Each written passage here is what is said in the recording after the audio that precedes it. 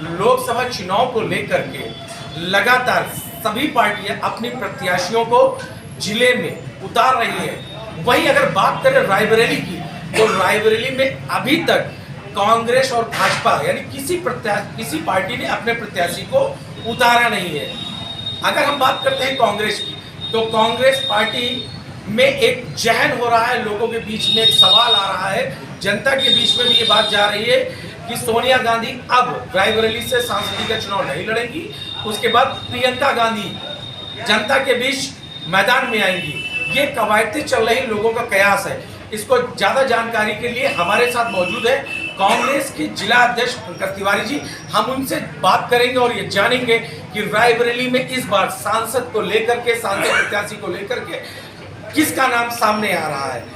पंकज जी, जो जनता के बीच कवायद चल रही, लोगों के अंदेशा जा रहा है कि इस बार रायबरेली से सोनिया जी का लड़के प्रियंका जी मैदान में है, आपका क्या कहना है? क्या प्रियंका जी रायबरेली से सांसद पद की प्रत्याशी होंगी? रायबरेली का जनमानस एक जन ये चाहते हैं कि गांधी परिवार रायबरेली से चुनाव लड़े। विशेष रूप से ये चाहते हैं कि यहाँ का नेतृत्व श्रीमती प्रियंका गांधी जी करें, क्योंकि रायबरेली का जो भी विकास हुआ है आदि श्रीमती सोनिया गांधी जी के द्वारा किया गया है। और लगातार वो विकास इन पिछले 10 सालों में जब यूपीए की सरकार थी तब सोनिया गांधी जी के द्वारा विकास कार्य यहाँ कराए गए थे। तो इसलिए आम जनमानस से चाहता है कि गांधी परिवार ही यहाँ से चुनाव लड़े, और विशेष रूप से प्रियंका गांधी जी की लोगों में चाहता है कि वो चुनाव रायबरेली से लड़ें। जिस तरीके से प्रियंका गांधी को लेकर के रायबरेली के कांग्रेस के कार्यकर्ताओं में जोश दिख रहा है, वही हमारे साथ कुछ कांग्रेस के कार्यकर्ता, शीर्ष कार्यकर्ता और भी मौजूद हैं, उनसे भी जानने की कोशिश करेंगे। अनुति जी, आप ये बताइए, इसके अगर रायबरेली से प्रियंका गांधी चुनाव लड़ती है, इसके पहले यहाँ पे सांसद सोनिया गांधी जी, वोट का मार्जिन, इसके लिए आप लोग क्या अधिक प्रयास करेंगे? देखिए, रायबरेली में जो हमारा संगठन है, हम बूथ तक हैं। हमारे जो 1867 बूथ हैं, वहाँ हमारी बूथ अध्यक्ष है, सह बूथ अध्यक्ष है, उनकी 11 सदस्यीय टीम है। फिर गांव 820 गांव पंचायत हैं, उनमें भी हमारे गांव सभा के अध्यक्ष हैं और उनकी 30 सदस्यीय हमारी एक कमेटी है।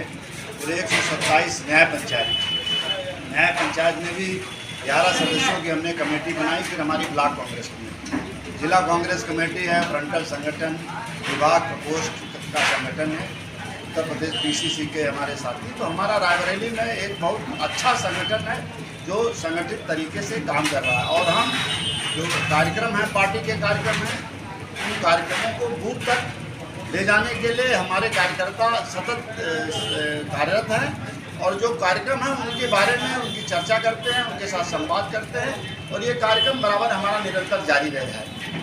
रही बात मार्जिन की, देखिए ये रायबरेली गांधी परिवार की ये सीट है, और रायबरेली में सोनिया गांधी जी चुनाव लड़ी 2004 में। उसके पहले आप जाइए 1999, क्योंकि 1999 के पहले हम 2 बार हमारी यहाँ की स्थिति कमज़ोर थी।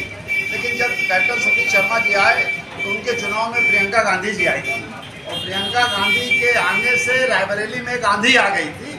और आप समझिए कि अरुण नेहरू जो भारतीय जनता पार्टी से लड़ रहे थे, उनको करारी शिकस्त कैप्टन सतीश शर्मा जी ने दी। फिर 2004 में सोनिया जी, 2006 में सोनिया जी, 2009 में सोनिया जी, 2014 में सोनिया जी, और जब 19 में पूरे देश में भाजपा की, मोदी की सुनामी चल रही थी, तो रायबरेली ने यहाँ से करारी शिकस्त भारतीय जनता पार्टी को दी। और ये रायबरेली का गढ़ है। अगर प्रियंका गांधी यहाँ से चुनाव लड़ती हैं, राहुल गांधी जी यहाँ से चुनाव लड़ते हैं, तो आज का जो माहौल है इस देश में, युवा परेशान है, किसान परेशान है, व्यापारी परेशान है, नफरत का माहौल है, कानून का राज खत्म होता जा रहा है, डेमोक्रेसी खत्म हो जा रही है, जिसके पीछे ईडी और सीबीआई लगी हुई है। तो आम जनमानस बहुत पीड़ित है। आपकी बार रायबरेली एक ऐसा संदेश देगा जो हिंदुस्तान में सबसे बढ़िया अग्रता संदेश होगा, और मैं समझता हूँ कि एक बहुत अच्छी लीड होगी, रायबरेली उसको सुपरसीड करेगा। आपको पता है, जिस तरह कांग्रेस के कार्यकर्ताओं में बूथ स्तर से लेके, ग्राम स्तर से लेके, फ्रंटल कमेटी, इन सारी चीज़ों को देखते हुए जनता के बीच पैड बना रही है, तो कहीं ना कहीं ये साफ नजर आ रहा है कि कांग्रेस रायबरेली में फिलहाल इस सीट को लेकर कोई भी कोर कसर नहीं छोड़ना चाह रही है। हमारे साथ कांग्रेस के और भी वरिष्ठ नेता मौजूद हैं, हम उनसे बात करने की कोशिश करेंगे कि जिस तरीके से कांग्रेस ने अब की बार अपना मैनिफेस्टो निकाला है कि जीतने के बाद हर व्यक्ति का 25 लाख का बीमा, महिलाओं को 1 लाख रुपए। तो कहीं ना कहीं ये सारी चीजें जनता के बीच कार्यकर्ता किस तरह लेकर जा रहे हैं। आशीष जी, आप बताइए कि जो कांग्रेस ने मैनिफेस्टो निकाला अपना 25 लाख रुपए का बीमा हर व्यक्ति का और 1 लाख रुपए महिलाओं के लिए, ये सारी चीजें जो आपके मैनिफेस्टो, इसको आप जनता के बीच किस हद तक लेकर जा रहे हैं? देखिए, विगत कई वर्षों से मोदी सरकार के आने के बाद से, खासतौर से उनके दूसरे कार्यकाल के बाद से, आपने लगातार देखा होगा देश में किसानों का एक बहुत बड़ा आंदोलन अपनी मांगों को लेकर, एमएसपी को लेकर रहा। हमारे कांग्रेस पार्टी ने एमएसपी की गारंटी देने की बात कही अपने मैनिफेस्टो में। बेरोजगार इस देश का जो लगातार बेरोजगारी के दंश से, भुखमरी की दंश से जूझ रहा है, परीक्षाएं देता है, परीक्षा देने के बाद परीक्षाओं में पर्चे लीक हो जाते हैं, वह ठगा सा फिर अपने घर को 4-6-10 दिन की मेहनत करके दूर दराज से आता है, उसके बाद ठगा हुआ अपने परिवार में वापस चला जाता है और अपनी किस्मत को कोसता है। तो मैनिफेस्टो के माध्यम से पर्चा लीक नहीं होगा, इस बात की गारंटी दी गई और कहा गया कि यदि लीक हुआ, किसी भी प्रकार की परीक्षा का कोई पर्चा लीक हुआ, तो दोषी को दंडित किया जाएगा और इस प्रकार दंडित किया जाएगा कि भविष्य में कोई भी व्यक्ति पर्चा लीक नहीं होने दिया जाएगा। युवा कांग्रेस की इस नीति का स्वागत कर रहे हैं। 30 लाख केंद्र के पदों को तत्काल भरने का वादा कांग्रेस पार्टी ने अपने मैनिफेस्टो में किया है।